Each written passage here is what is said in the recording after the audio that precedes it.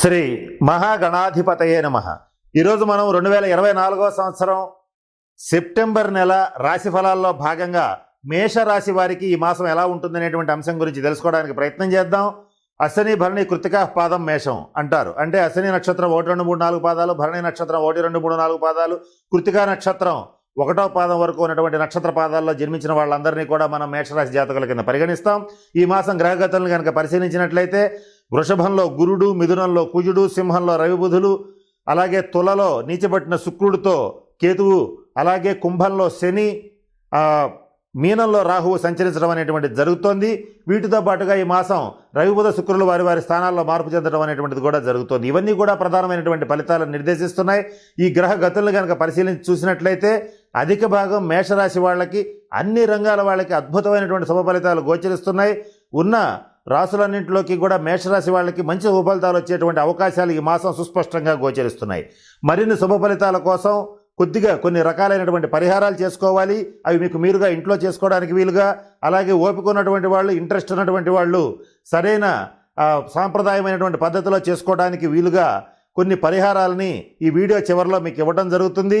మేషరాశి వారు మీకు ముఖ్యంగా శుక్రుడికి సంబంధించినటువంటి శాంతి పరిహార క్రియలను జరిపించుకోవాలి. ఇక్కడ ఈ మేషరాశి వారికి ఈ మాసం స్త్రీ సంబంధమైనటువంటి ఇబ్బందులు కలిగేటువంటి అవకాశం ఉంది. స్త్రీ మూలక తగాదాలు వచ్చే అవకాశం ఉంది. కనుక దీని కొరకు, అంటే ముఖ్యంగా స్త్రీ సంబంధమైనటువంటి ఇబ్బందులు రాకుండా ఉండడానికి శుక్రుడికి సంబంధించిన శాంతి పరిహార క్రియలు జరిపించుకోవాలి. అవి వీడియో చివరిలో ఇస్తాము. ఆ పరిహారాలని జరిపించుకొని మేషరాశి వాళ్ళు మరిన్ని శుభ ఫలితాలు పొందాలని కోరుకుంటున్నాను. ఇకపోతే మీరు ఏ పని అయితే చేయాలనుకుంటున్నారో అది పూర్తి చేయగలుగుతారు. మీ చిరకాల వాంఛ నెరవేరేటువంటి పరిస్థితి ఉంది. ఎప్పటి నుంచో పూర్తి చేయాలనుకున్నటువంటి పెండింగ్ పనులన్నీ కూడా ఈ మాసం పూర్తి చేయగలుగుతారు. మీ కుటుంబంలో శుభకార్యాలు జరిగే అవకాశం ఉంది. అలాగే మీరు తమ్ముడు తనవాడైనా సరే న్యాయమే చెప్పాలి, ధర్మం వైపే నిలబడాలనేటువంటి మనస్తత్వాన్ని కలిగి ఉంటారు. తద్వారా అప్పుడప్పుడు తాత్కాలికంగా కుటుంబ సభ్యుల మధ్య, మీ మధ్య కొంత భేదాభిప్రాయాలు వచ్చే అవకాశం ఉంటుంది. కానీ మీరు ఏమాత్రం తగ్గకుండా ఒకే రకమైనటువంటి ధర్మబద్ధమైన జీవితంలో గడపాలని నిర్ణయించుకుంటారు.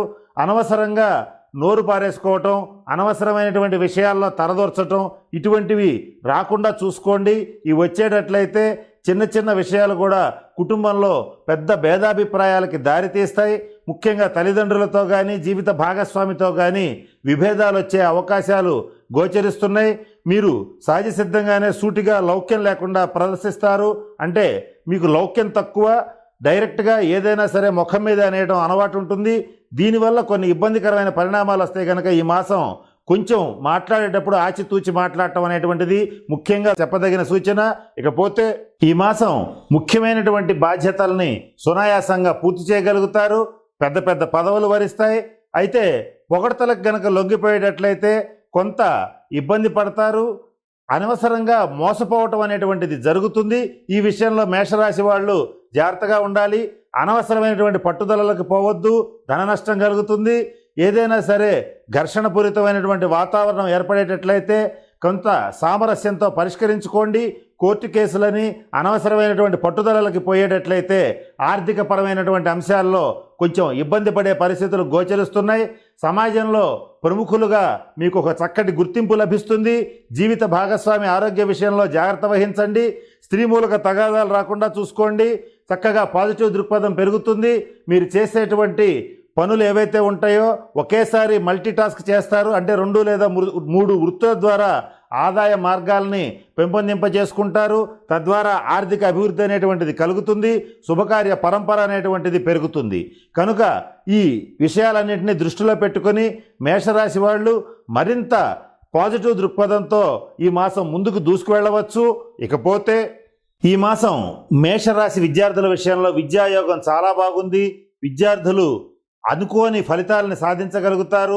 అత్యున్నతమైనటువంటి ఫలితాలను సాధించగలుగుతారు. మీరు కోరుకున్నటువంటి విద్యను అభ్యసించగలుగుతారు. కోరుకున్న యూనివర్సిటీస్లో చేరగలుగుతారు. ఇటువంటి శుభ ఫలితాలు వస్తున్నాయి. అలాగే ప్రభుత్వ రంగ, ప్రైవేట్ రంగ ఉద్యోగస్తుల విషయానికి వచ్చేటట్లయితే మీకు రావాల్సిన బకాయిలన్నీ కూడా సకాలంలో చేతికి అందుతాయి. మీరు మీ కార్యాలయ ప్రదేశంలో, అంటే మీ వర్క్ ప్లేస్లో చక్కగా మీదైనటువంటి ముద్రను వేయగలుగుతారు. అందరినీ ఒక గాట తీసుకురాగలుగుతారు. ఈ కార్యాలయంలో జరుగుతున్నటువంటి అనేక అక్రమాలకి చెక్ పెట్టగలుగుతారు. మీదైనటువంటి అధికార ముద్రని మీ కార్యాలయంలో చూపించగలుగుతారు. ఇటువంటి శుభ ఫలితాలు గోచరిస్తున్నాయి. మేషరాశి రాజకీయ నాయకుల విషయానికి వచ్చేటట్లయితే మీరు పట్టిందల్లా బంగారంగా ఉంది. ప్రజల్లో కానీ, మీ పార్టీలో కానీ, చివరికి ప్రతిపక్ష పార్టీల్లో కానీ మీదైన ముద్రను వేసి చక్కగా ఆశ్చర్యానికి గురి చేస్తారు. మంచి ఫలితాలని సాధించగలుగుతారు. ఇకపోతే ఈ మేషరాశి రైతుల విషయానికి వచ్చేటట్లయితే ఎరుపు పంటలు లాభసాటిగా ఉన్నాయి. ఈ మాసం కానీ, ఈ సంవత్సరం కానీ ఎరుపు పంటలు మీకు చక్కటి లాభాలను ఇవ్వడం అనేటువంటిది జరుగుతుంది. వ్యవసాయం అనేటువంటిది ఎదుటి వాళ్ళకి చేసేటువంటి సాయం కనుక మేషరాశి వాళ్ళు ఎన్ని కష్ట నష్టాలు ఉన్నా సరే రైతులు ముఖ్యంగా వ్యవసాయం మానవద్దు. రాబోయే కాలం అంతా కూడా వ్యవసాయానిదే. భూముల్ని అమ్ముకోవడం అనేటువంటి విషయం పొరపాటును కూడా చేయవద్దు. ఇది జరిగి తీరుతుంది. ఇది నిస్సంశయంగా జరుగుతుంది. ఇకపోతే ఈ మేషరాశి సినిమా, టీవీ రంగ కళాకారుల విషయానికి వచ్చేటట్లయితే మీరు ఊహించని ప్రాజెక్ట్స్ కూడా మీ చేతికి అందటం మీకు అత్యంత ఆనందాన్ని ఇస్తుంది. దానివల్ల మీకు పేరుకు పేరు, డబ్బుకు డబ్బు రెండూ కూడా ఒకేసారి రావడం కూడా మీకు అత్యంత ఆనందాన్ని కలుగజేస్తుంది. ఇకపోతే శుక్రగ్రహ అనుగ్రహం కోసం ఇప్పుడు మీరు చేయవలసిన పరిహారాల గురించి తెలియజేస్తాను. వాటిలో మొదటిగా మీ దగ్గరలో ఉన్నటువంటి శివాలయంలో శుక్రగ్రహానికి సంబంధించినటువంటి జపం చేయించి బొబ్బర్లు దానం ఇచ్చేటట్లయితే శుక్రగ్రహ శాంతి అనేటువంటిది జరుగుతుంది. ఇది మీరు ఎక్కడైనా శివాలయంలో చేయాలి కానీ ఇంట్లో చేయడానికి పనికిరాదు. కనుక ఇంట్లో మీ అంతటి మీరుగా చేసుకోగలిగినటువంటి పరిహారాల గురించి ఇప్పుడు మీకు నేను తెలియజేయడానికి ప్రయత్నం చేస్తాను. వాటిలో మొదటిగా మీరు ప్రతి శుక్రవారం నాడు గోసేవ చేయండి. వీలైనంత వరకు అవకాశం కనుక ఉండేటట్లయితే మీరు తినేటువంటి ఆహారంలో కొంత భాగం సపరేట్గా గోవుకి కేటాయించండి. అంటే ఆవుకి ఆహారం తవుడు కావచ్చు, గ్రాస్ కావచ్చు, ఏదైనా సరే అది తినేటువంటి ఆహారం దానికి పెట్టి తర్వాత మీరు తినేటట్లయితే ఇలా ఎవరైతే ప్రతినిత్యం చేస్తూ ఉంటారో వాళ్ళకి జీవితంలో శుక్రగ్రహ అనుగ్రహం వల్ల భోగభాగ్యాలకి తిరుగుండదనేటువంటిది జ్యోతిష్శాస్త్రం చెప్తోంది. కనుక మీరు పాటించగలిగినంత మేరకు గోసేవ ఇలా చేసుకుంటే శుక్రగ్రహ శాంతి అనేటువంటిది తప్పనిసరిగా జరుగుతుంది. కర్పూరం, పెరుగు, నెయ్యి ఇవి మీ దగ్గరలో ఉన్నటువంటి శివాలయంలో శివుడి అభిషేక నిమిత్తం కానీ ఏ నిమిత్తమైనా సరే ఇచ్చేటట్లయితే చక్కగా మీకు శుక్రగ్రహ శాంతి అనేటువంటిది జరుగుతుంది. ఇది శుక్రవారం చేస్తే మరిన్ని శుభ ఫలితాలు ఉంటాయి. అలాగే మీరు మరి ముఖ్యంగా బియ్యము, బార్లీ వంటివి కూడా దానం చేసినా కూడా శుక్రగ్రహ శాంతి అనేటువంటిది కలుగుతుంది. కనుక నేను చెప్పినటువంటి అన్ని అంశాలను పరిశీలించి చెప్పినటువంటి పరిహారాలన్నింటినీ చక్కగా చేసుకుని మేషరాశి వాళ్ళందరూ కూడా చక్కగా అష్టైశ్వర్యాలతో భోగభాగ్యాలతో తొలతూగాలని మనస్ఫూర్తిగా ఆ పరమేశ్వరుని ప్రార్థిస్తూ సెలవు తీసుకుంటున్నాను. స్వస్తి.